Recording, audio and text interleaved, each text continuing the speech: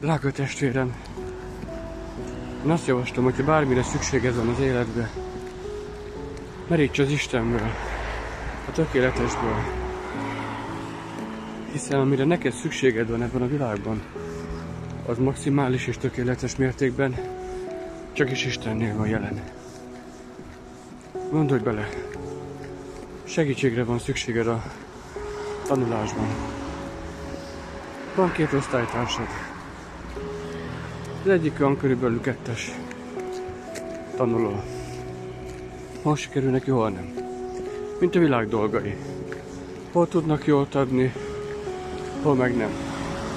Hogy a saját erőd, amire hol számíthatsz, hol nem. Vagy ott van egy másik osztálytársad, aki kitűnő tanuló. Vagy a segítségre van szükséged a tanulásban. Melyikükhöz fogsz fordulni? Nyilvánvaló. Az, aki a legjobbat tudja neked nyújtani. Nos, a világ dolgai, a saját erőd, az ördög, azok részleges hasznot, előnyt és segítséget tudnak neked adni. Viszont rendszertelenül maximális mértékben és tökéletes módon csak is Isten tudja neked megadni azt, amire valóban szükséged van. Ám nem legyetek áldottak, és ma se felejtsétek el, hogy Jézus él.